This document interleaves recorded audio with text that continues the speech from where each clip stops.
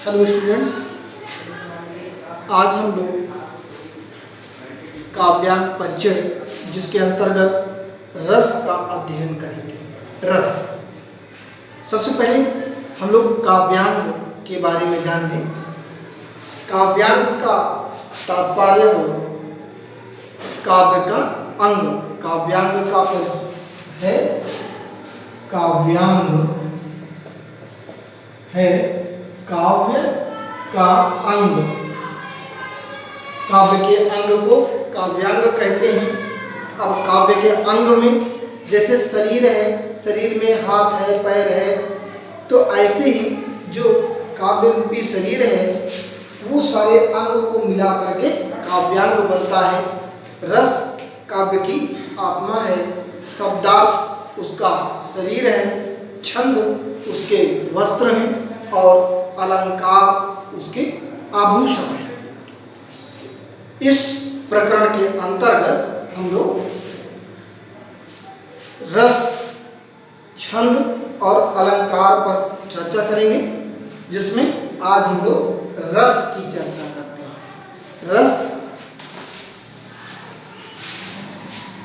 रस के अवयव एवं भेद के अंतर्गत अगर हम देखते हैं तो रस का जो शाब्दिक अर्थ है आनंद। रस का शाब्दिक अर्थ होता है आनंद। काव्य के पढ़ने से या पाठ को सुनने से, किसी काव्य को पढ़ने से अथवा किसी काव्य को सुनने से जिस आनंद की अनुभूति होती है उसे ही रस कहा जाता है। पाठक या श्रोता के हृदय में स्थित स्थायी भाव ही विभावादि से संयुक्त होकर रस रूप में परिणत हो जाता है। भारत मुनि ने अपने ग्रंथ नाट्यशास्त्र में रस की जो परिभाषा दी है उसमें विभावानुभाव,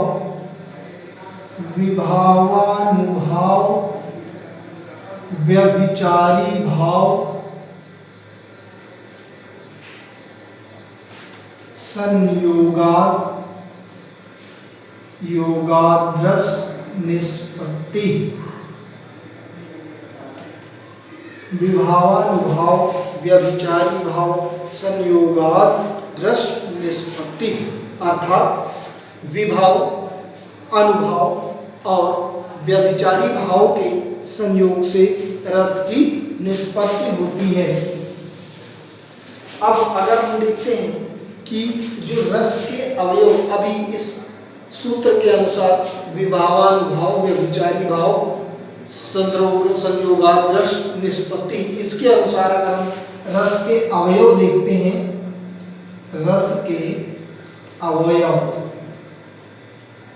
इसमें सबसे पहला है हमारा स्थायी भाव,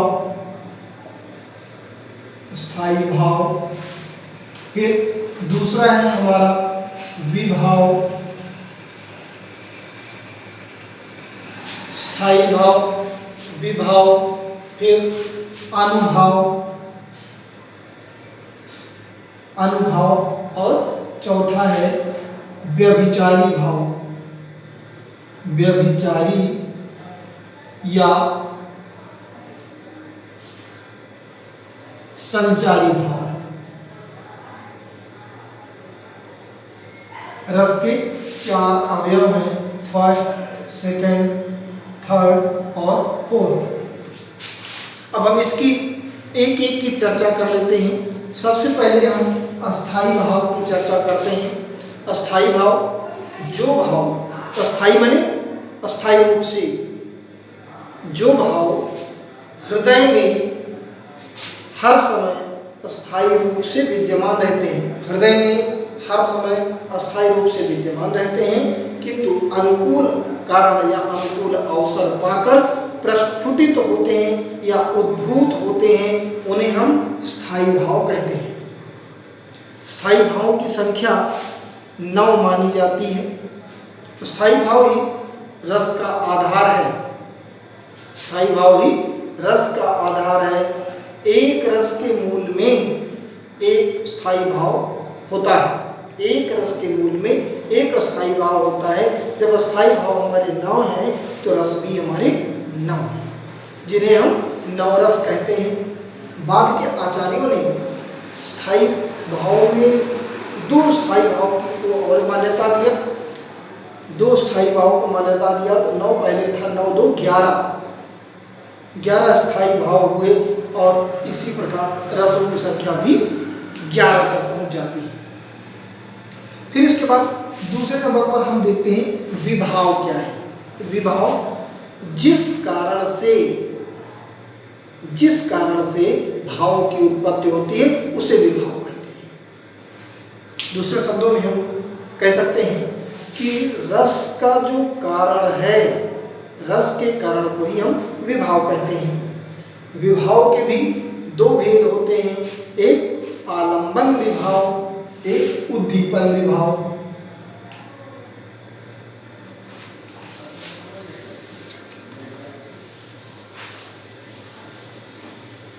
विभाव के 2 भेद होते हैं, एक आलंबन विभाव और एक उद्दीपन विभाव। आलंबन विभाव और उद्दीपन विभाव।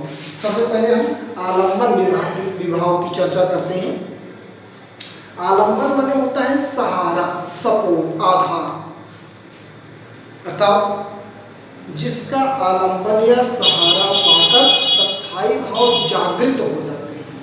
जिसका आलंबन पाकर या सहारा पाकर के अस्थाई भाव जो है जागृत होते हैं उन्हें आलंबन विभाव कहते हैं।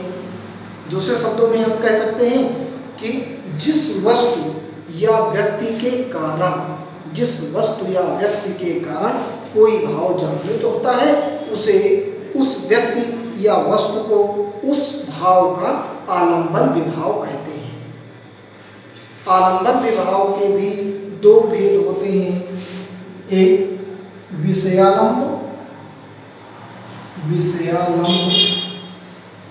और एक होता है आश्रयालंब।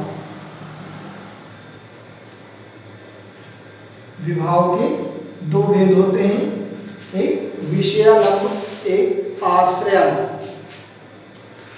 तो सबसे पहले हम विषयालंब जानते हैं, जिसके प्रति, विषयालंब में जिसके प्रति या जिसके कारण, जिसके प्रति या जिसके कारण मन में भाव जगता है वह विषयालंब कहलाता है।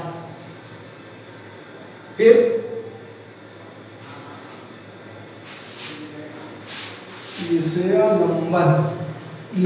विषयालंबन जिसके कारण मन में, हृदय में भाव जगता है वो विषयालंब कहलाता है। और आश्रयालंबन जिसके मन में भाव जगे, जिसके मन में भाव जगे वह आश्रयालंब कहलाता है। आश्रय, मन में आश्रय पा करके वो भाव जगता है, आश्रयालंब कहलाता है। यदि एक उदाहरण के माध्यम से हम समझ सकते हैं कि यदि राम के मन में सीता के प्रति रति भाव का जागृत हुआ हो, राम के मन में सीता के प्रति रति भाव जगे या पुष्प वाटिका में रति भाव जगा, तो यहाँ पर राम क्या होंगे, राम आश्रय होंगे। और चूंकि राम के मन में भाव जगा है, राम आश्रय होंगे और सीता विषय होंगी। फिर इसके बाद विभाव के बाद, आलंबन विभाव के बाद दूसरा हमारा उद्दीपन विभाव आता है। उद्दीपन विभाव जिन वस्तुओं, उद्दीपन माने उद्दीप्त होना, प्रज्वलित होना, जिन वस्तुओं या स्थितियों के कारण, जिन वस्तुओं या स्थितियों के कारण जो रति आदि स्थायी भाव हैं ये तीव्र से तीव्रतर हो जाते हैं या उद्दीप्त होने लगते हैं, उद्दीपन विभाव कहलाते हैं। जैसे चंद्रोदय, चांदनी रात, कोकिल का पूजना, एकांत स्थल, रमणीय उद्यान, नायक नायिका की शारीरिक चेष्टाएं आदि। फिर इसके बाद हमारा आता है अनुभव।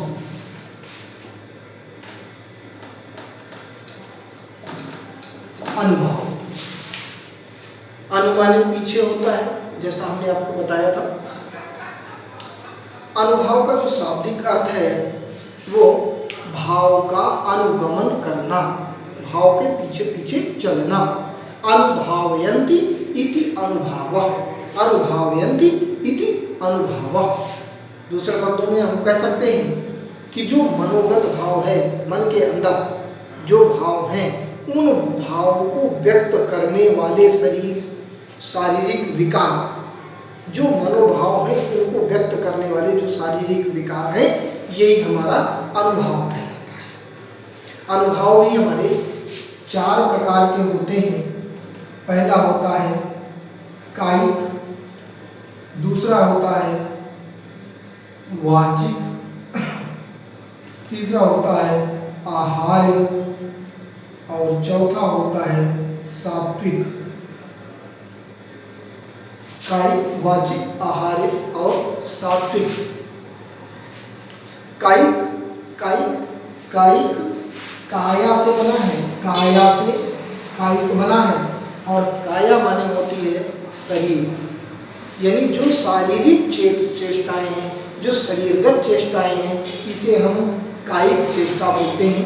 शरीर की जो चेष्टाएं हैं, जो हाव भाव हैं, जो इशारे किए जाते हैं, चाहे हाथ से शरीर के, चाहे हाथ से इशारा किया जाए, चाहे सिर हिला करके इशारा किया जाए, चाहे आंखों से इशारा किया जाए, ये शारीरिक चेष्टाओं के अंतर्गत आता है। जैसे अगर एक उदाहरण हम दें, भाखे लखन कुटिल भई भौहें, यानी लक्ष्मण जी क्रोध करके बोले और उनकी जो भौहें हैं वो जो है कुटिलता से, तो ये शारीरिक चेष्टाएं। फिर दूसरा आता है हमारा वाचिक। वाचिक माने वाणी, वाक व्यापार जो किया जाता है, जो वाणी के द्वारा बोला जाता है, वो जो है हमारा वाचिक अनुभव के अंतर्गत आता है। जैसे इसका उदाहरण जैसे हम लेते हैं वाचिक में, जो तुम्हारे अनुशासन पाओ, कंदुक इव ब्रह्मांड उठाओ।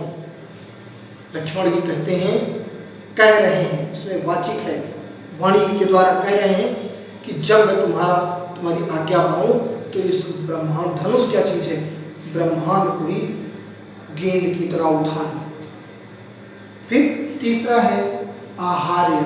आहार्य का अर्थ होता है जो वेशभूषा है, चाहे बनावटी वेशभूषा हो, चाहे जो वेशभूषा आपकी है, वो वेशभूषा में आपके आहार्य के अंतर्गत आता है।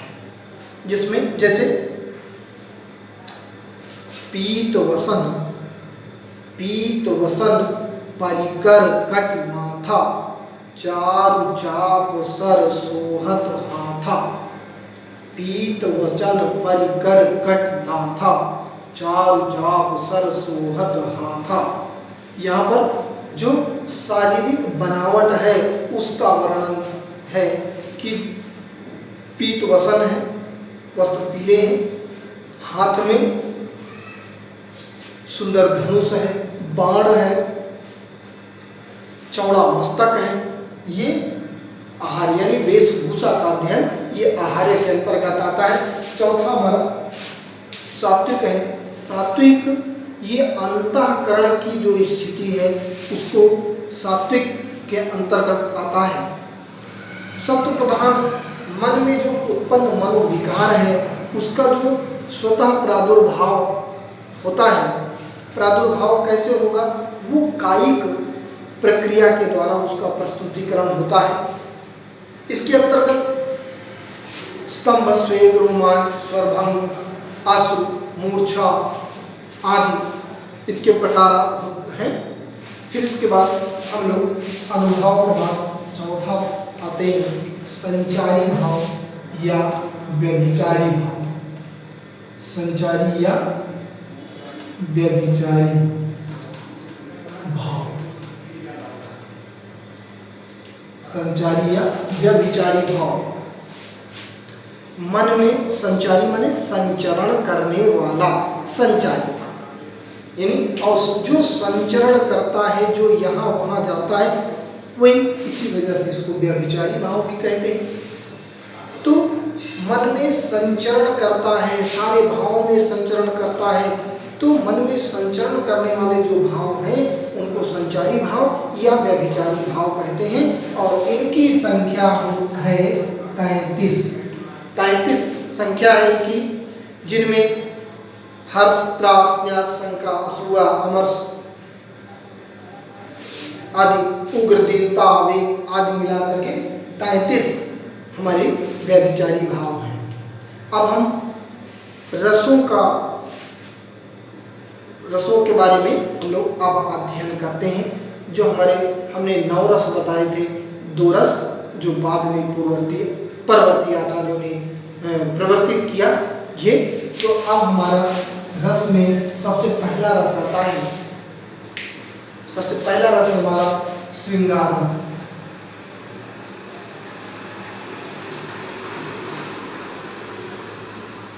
सामने कुछ लोग 2 लगा देते हैं,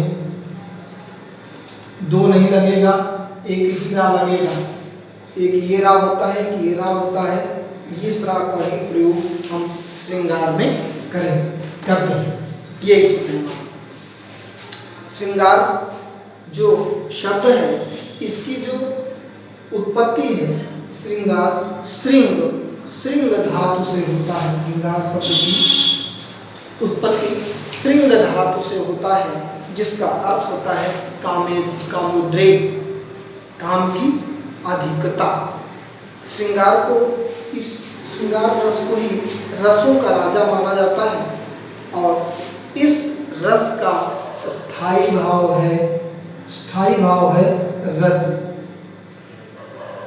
स्थायी भाव है रति। श्रृंगार का स्थायी भाव रति है, और यह रति आदि विभाव आदि से संयुक्त होकर श्रृंगार रस में ये परिणत हो जाता है।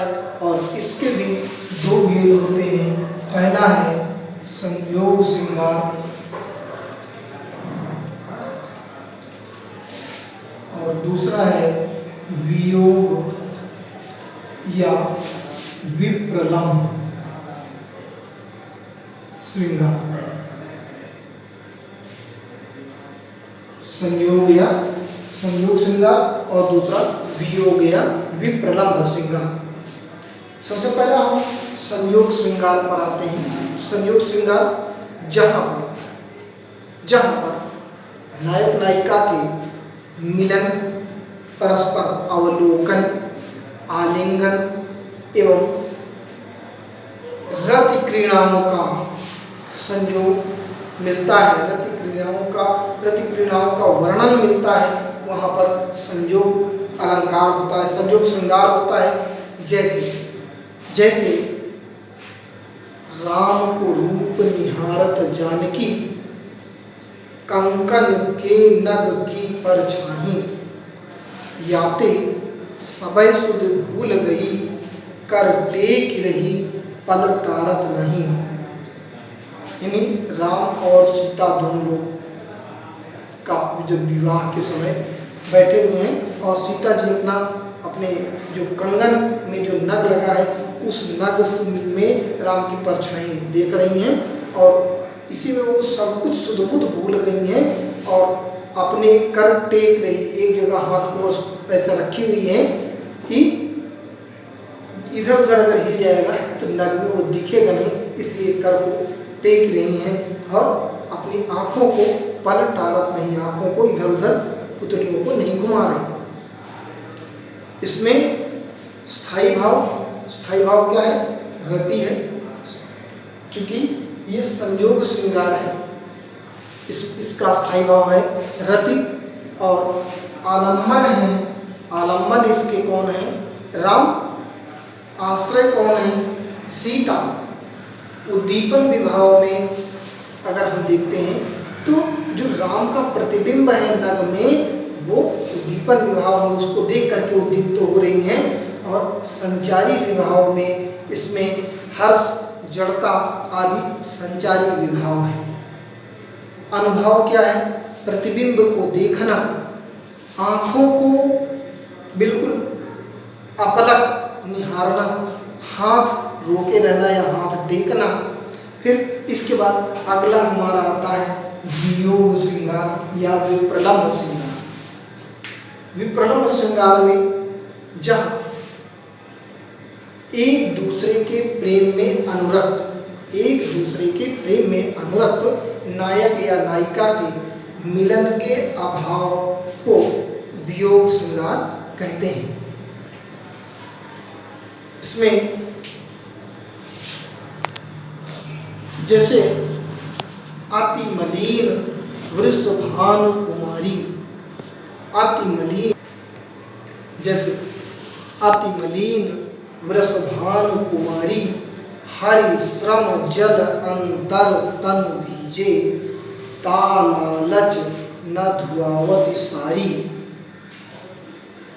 यहाँ राधा कृष्ण के वियोग में, कृष्ण के मथुरा चले जाने के उपरांत वियोग में बैठी हुई हैं, एकदम मलिन वेशभूषा लेकर के। तो यहाँ पर हम देखते हैं जो हमारा स्थायी भाव है, ये स्थायी भाव हमारा रति है। आलंबन, आलंबन की बात करते हैं तो आलंबन है कृष्ण। उद्दीपन कौन है? राधा। उद्दीपन राधा, राधा के मन में उद्दीपित हो रहा है। फिर संचारी भाव में ग्लानि, दैन्य, चिंता आदि संचारी भाव के अंतर्गत आता है। और अनुभाव में अधोमुख रहना, मुख का कुम्हला जाना आदि हमारा अनुभव के अंतर्गत आता है। फिर इसके बाद जो विप्रलंभ श्रृंगार है, इसके भी 4 भेद हैं। विप्रलंभ श्रृंगार के 4 भेद हैं। पहला है मान, पहला नहीं, पहला है पूर्व राग, पहला है पूर्व राग। फिर दूसरा है मान, तीसरा है प्रवास, और चौथा हमारा है करुण। यानी वियोग श्रृंगार के 4 भेद हैं, जिसमें जो पूर्व राग से हम शुरू करते हैं। जो पूर्व राग है, मिलने से पूर्व, मिलने से पूर्व, चाहे श्रवण के माध्यम से, चाहे स्वप्न दर्शन के माध्यम से, चाहे चित्र दर्शन के माध्यम से, चाहे प्रत्यक्ष दर्शन के माध्यम से प्रेमी या प्रेमिका का वर्णन, उसको, उसका जो प्रत्यक्ष रूप से या अप्रत्यक्ष रूप से उसको देखना, मिलने से पहले, ये पूर्व राग के अंतर्गत आता है। और देखना और देखने के बाद फिर बेचैन होना, व्यथित होना, ये पूर्व राग के अंतर्गत आता है। मान के अंतर्गत प्रणय को आदि के कारण जो मिलन के बीच में मिलन का अभाव होता है, ये हमारा मान के अंतर्गत आता है। और प्रवास में प्रिय के परदेश गमन के कारण जो अभावमयी स्थिति होती है, ये हमारा प्रवास के अंतर्गत आता है। और करुण के अंतर्गत जो वियोग की पराकाष्ठा होती है, वियोग की पराकाष्ठा को करुण कहते हैं। साकेत में जिस प्रकार उर्मिला का चित्रण किया गया है, वह वियोग की पराकाष्ठा है, और यही करुण रस यहाँ पर करुण की उत्पत्ति हुई। फिर इसके बाद हम लोग दूसरा रस देखते हैं, हास्य रस। हास्य रस, इसका स्थायी भाव है हास। किसी व्यक्ति के विकृत आकार, वेशभूषा, वाणी और चेष्टा को सुनकर या देखकर हृदय में जो विनोदजन्य उल्लास या भाव जगता है, उस वही हास्य रस कहलाता है। जैसे विंध्य के वासी उदासी तपोव्रतधारी महाविनु नारी दुखारे गौतम तीय तरी तुलसी सो कथा सुनिभे मुनि वृंद सुखारे हुई है शिला सब चंद्रमुखी परसे पद मंजुल कंज तिहारे कीन्ही भली रघुनायक जो करुणा करी कानन को पग उधारे। यहाँ स्थायी भाव हास है, संचारी भाव जो है ये आलम्बन विभाव में अगर हम देखते हैं तो